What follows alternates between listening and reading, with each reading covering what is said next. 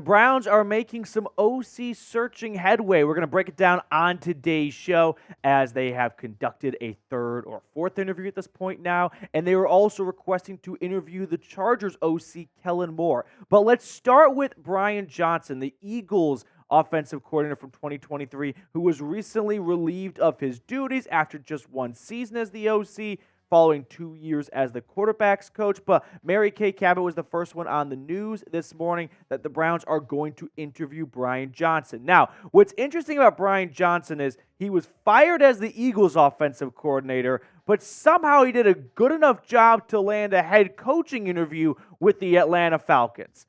That's just a bit strange. I don't think you have to be a rocket scientist to go, how are you not good enough for your job in Philadelphia, but good enough to get a promotion in Atlanta? The two don't really add up to me. But ultimately, my quick answer on this is I would not be a fan of the hiring of Brian Johnson for the Browns OC job.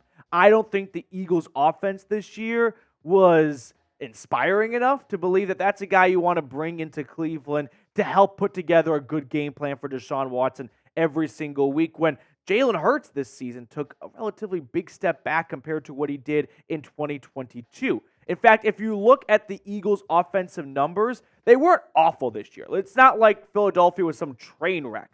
But compared to where they were with Shane Steichen in 2022, I mean, just regression across the board. Now, Brian Johnson is not the only one to blame for this. Nick Sirianni has his hands all over that offense. So I think Sirianni moving on from Brian Johnson was more of a result of, hey, you started 10-1 and you finished by losing a road wildcard game. We want to see some switch up in your coaching staff. And if we don't, your ass could be on the chopping block. So the Eagles offense this season, though, it just lacked creativity. It was way too predictable. That's for sure. There was no rhythm in the passing game, right? Their game plan in that Monday night game against the Seattle Seahawks was, let's just hope that A.J. Brown draws a pass interference. And again, it's tough to assign blame between Brian Johnson, Nick Sirianni, and just the players themselves. But for how talented they were, like, you've got a top 3 offensive line, A.J. Brown. Devontae Smith is your number 2 for crying out loud. You've got Julio Jones as your wide receiver 4, wide receiver 5 in cases. And Jalen Hurts at quarterback. They just did not impress me enough to believe that that's a guy I want to bring over to Cleveland. So here's how the updated OC interview list looks. It started with the Seahawks offensive line coach Andy Dickerson, which may have been in case we lose Bill Callahan to Brian Callahan in Tennessee, break glass in case of emergency. They talked to Bills former OC Ken Dorsey. Most recently, they talked to Texans QB coach Gerard Johnson, and now today it is Philadelphia Eagles OC Brian Johnson. And then we're going to talk about the requested interview for Chargers OC Kellen Moore. But first, our pinned comment today is, who do you want to hire as the offensive coordinator? I feel like every single time we get news about another interview the Browns are conducting, the initial reaction was, I don't like it. I don't like it. There's just a lot of fans who are 5-year-olds with vegetables. Who do you want, right? Not to take a page out of the notebook, but what do you want? Like, who do you want to be the Browns OC? Scroll on down, don't be afraid, and drop a name in the comment section.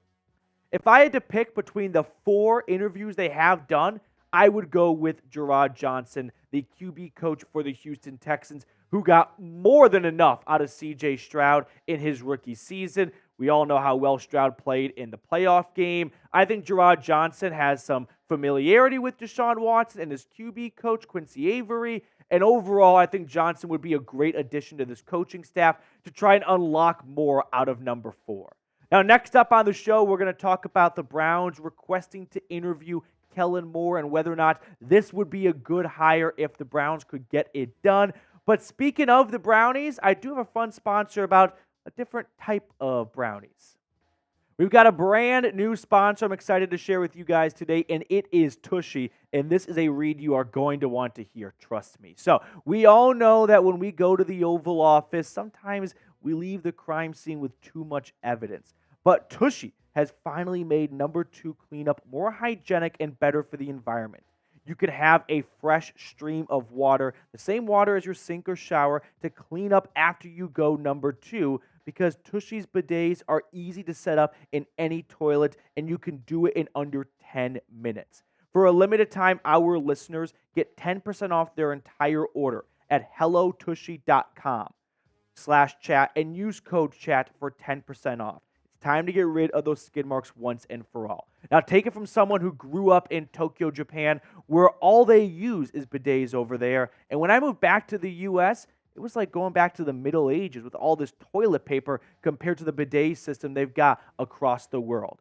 So get that fresh out of the shower feeling when you go to hellotushy.com/chat. That's HELLOTUSHY.com/chat. And when you use promo code chat at checkout, you're going to get 10% off your entire order. So back that ass up with some confidence and get in the comments and description for today's video to get that link and promo code.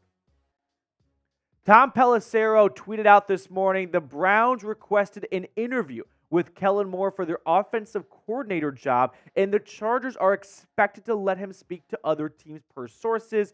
Remember, just a few days ago, if you missed it, the Chargers actually blocked Kellen Moore from interviewing with the Chicago Bears.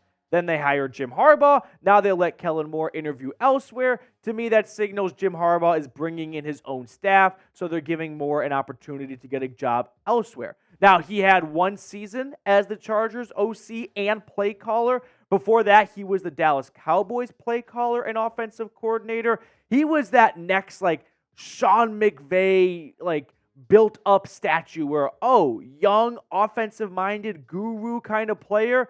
Why would we not hire him as the head coach? And ultimately, teams passed on him for probably a handful of reasons, maybe a little bit, young and needing more experience before graduating to the head coaching rank. But I can tell you this much. His offense has kicked ass. From 2019 to 2023, twice he ranked top 5 in scoring, once finishing at the top of the NFL with the Cowboys. I think Kellen Moore excels in pre-snap motion, leans on the passing game, and if the Browns were able to hire him, I would be a big fan of this hire. But it might come with a catch.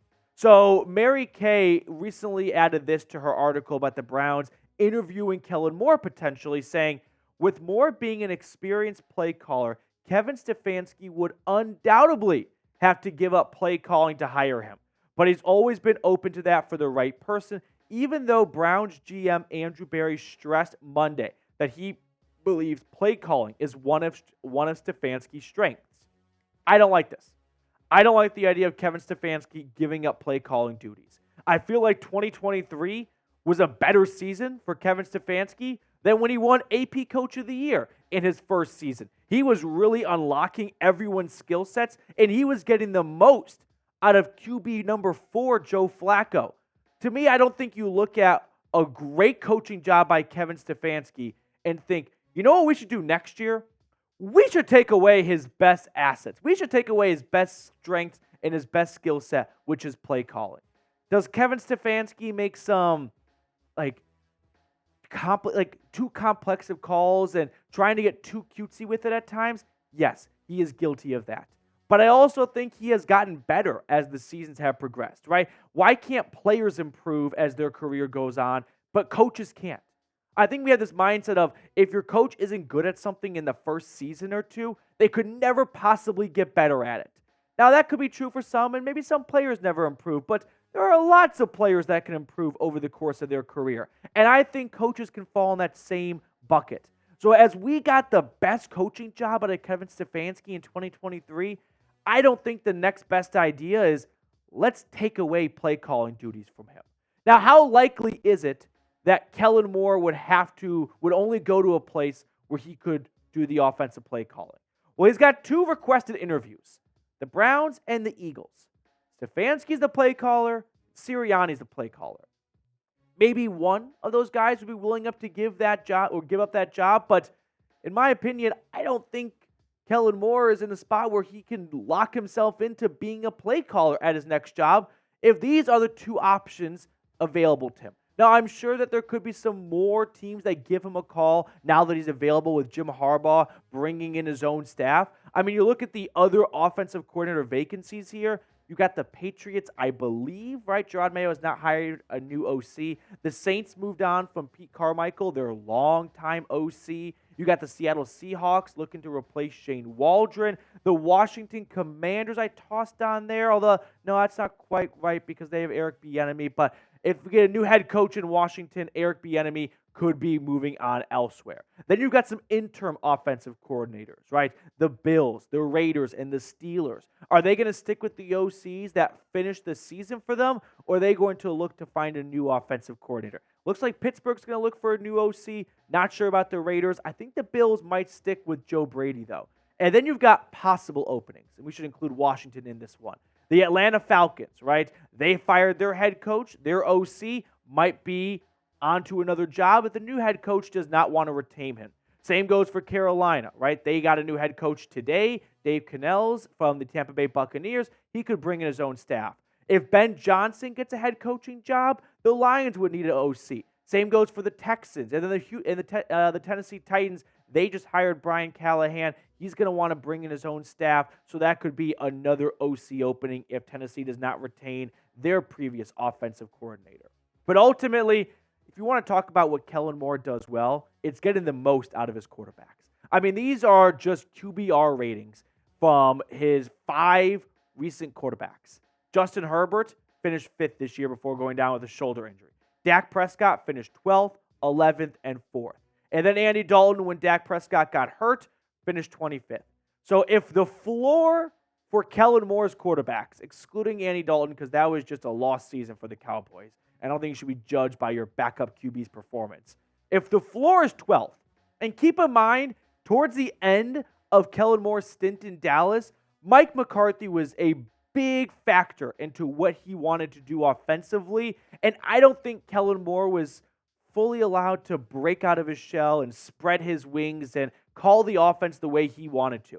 However, once he got to LA, he was able to do that. And we saw Justin Herbert have a really strong start to the season. The offense played well for LA. It was basically their defense that let them down more often than not. So we've gotten great quarterback play out of Kellen Moore's QBs, and that's the name of the game for the Browns. They are not bringing in an offensive coordinator to reinvent the wheel. They have the structure in place.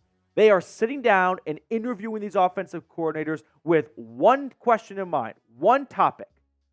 What would you do with Deshaun Watson, right? We need to get the most out of him in 2024, and we want to hear what ideas you have. And I would say that Kellen Moore with Dak Prescott and Justin Herbert has done a pretty good job with his quarterbacks. So if the Browns hired Kellen Moore, how would you grade it? Would you give it an A grade, B grade, C grade? I'd be pumped up about it.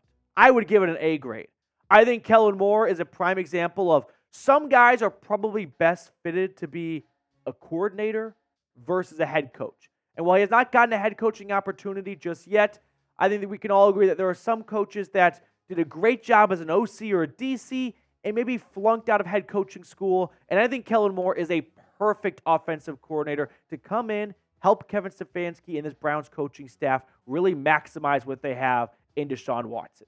Now, to round out the video, I just want to remind you guys about what the current coaching staff looks like in Cleveland, because with the additions of Deuce Staley and Tommy Rees, the only 2 main vacancies are offensive coordinator and quarterbacks coach. Now, AVP was both last season. Unsure if Kevin Stefanski wants to hire 2 coaches or if he wants to run it back with the same type of structure he had last year, but there are still some more hires to be made beyond just OC potentially. That's going to do it for us on today's show, which means we are at my favorite portion of the show sometimes. Pick a card. Pick a card. We got Cullen Brown on the 1s and 2s today. What did Sam say he wanted to do? 8 of spades? 9 of spades? It was something spades. Something spades. We're just going to give him an 8 of spades. Hopefully that's the one. What do you want to roll with? I'm going to go with a 10 of clubs. 10 of clubs. Everyone get in the comment section. Don't be afraid. Just pick a card. Last offseason, we had a handful of people, and I believed them too, get it correct. You said which card? I already forgot. 10 of clubs. 10 of clubs? Okay. Put me down for Deshaun Watson. 4 diamonds.